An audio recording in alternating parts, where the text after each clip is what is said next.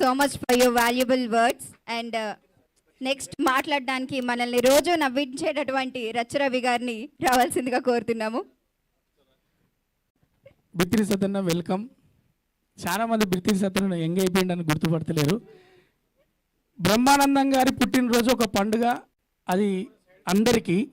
అయితే ఈ పండుగ 70 వసంతాలు పూర్తి చేసుకుందని ఒకరు, 70 వసంతాలు అయినా ఆ యంగ్ బ్రహ్మే మనకు అందరికి కనపడడానికి, అంటే భగవంతుని దర్శనానికి మనం అందరం వెళ్తూ ఉంటాం. ఒక హాస్య బ్రహ్మ హాస్య ప్రేమికుల కోసం నడిచేస్తే ఇలా ఉంటాడు ఇక్కడ ఉంటాడని చెప్పడానికి, ఆస్వాదించడానికి మీరు, చూడడానికి మీరు, మరి మీ అందరం సపోర్ట్ చేస్తాం.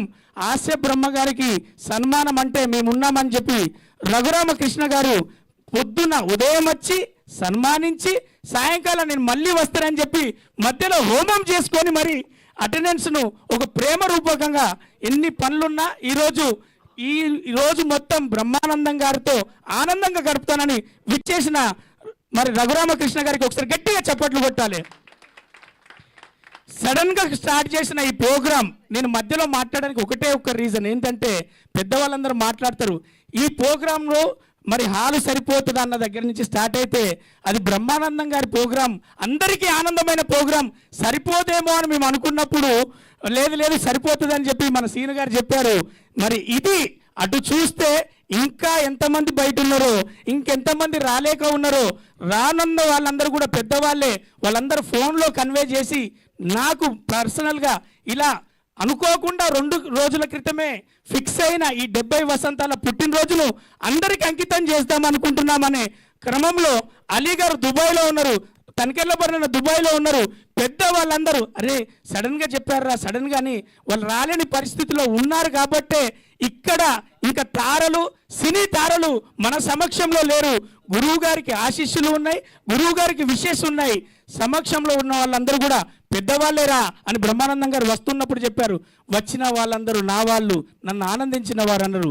ప్రపంచం మొత్తం సమస్యల మధ్యలో నవ్వు కావాలి, ఆ నవ్వుకు నువ్వు కావాలి బ్రహ్మమన్న.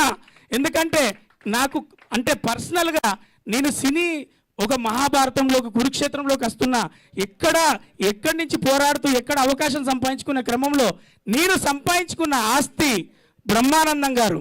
ఎందుకు అంటే నా కన్న తండ్రి తిన్నవాని ఫోన్ చేస్తాడో లేదో కానీ ఎక్కడ ఉన్నావురా ఏం చేస్తున్నారని బ్రహ్మానందం గారు నా బాగోగులు 10 సంవత్సరాల నుంచి నా వెన్నుంటి ప్రతిరోజు ఒక కాలు మంచిగా ఉన్నావా, ఎలా ఉన్నావురా, అవకాశాలు ఎలా ఉన్నాయని నాకు గైడెన్స్ ఇచ్చడంలో నేను ఏకలవ్యులాగా గురువు గారి దగ్గర పాదాల దగ్గరికి నేను వచ్చిన. కానీ మహాభారతంలో అర్జునులాగా నువ్వు అన్నిటికీ సిద్ధమై ఉండాలిరా అని నాకు దిక్చూచి ఆయనే, గార్డినర్ ఆయనే, పెద్దవాళ్ళనే, పూజ్యులైనే, నా తండ్రి స్థానంలో కూర్చున్న నా తండ్రి ఆయనే. ఈ సభాముఖంగా తెలియజేస్తున్నదంటే ఆ భగవంతుడు నాకు ఇచ్చినటువంటి గొప్ప వరం, మీ అందరి తరఫున నాకు ఇచ్చిన గొప్ప వరమే ఆ బ్రహ్మానందం గారు. నేను పాదపూజ చేసుకుంటానా, నేను అతని దగ్గరలో ఉంటానా, నేను అందుబాటులో ఉంటానా, అదన్నీ పక్కన పెడితే ప్రపంచానికి తెలియజేసే వేదిక ఇంకొకటి ఉంటుంది. ఆ వేడుకలో నాకు బ్రహ్మానందం గారు ఏమి చెప్పారు, లోకానికి ఏం చెప్పాడు, ఎన్ని చెప్పాడన్నది నేను మనస్ఫూర్తిగా ఒక కార్యక్రమం చేసి చెప్తా. అంతటి రుణపడి ఉన్న ఈ బ్రహ్మానందం గారికి నేను జీవితాంతం, హాస్య బ్రహ్మ గారికి మరొకసారి పుట్టినరోజు శుభాకాంక్షలు తెలియజేస్తూ, వేదికను వచ్చిన ప్రతి ఒక్కరికి అక్కడ కూర్చుండొచ్చు కానీ మీ మనసంతా ఇక్కడే ఉండుంటుంది. వాళ్ళందరికీ స్వాగత సుమంజలు మీరు తెలియజేయడానికి తన శిష్యుడిగా తన ఆరాధ్య దైవాన్ని, నా ఆరాధ్య దైవాన్ని ఇక్కడ చూస్తున్నందుకు అతని తరఫున ఒక భక్తుడిగా మీ అందరికి వెల్కమ్ చెప్పడానికే నేను మధ్యలో మాట్లాడాను. ఒకరికి సీటు ఉన్నది కూర్చున్నారు, లేకపోయినా నిల్చున్నారు.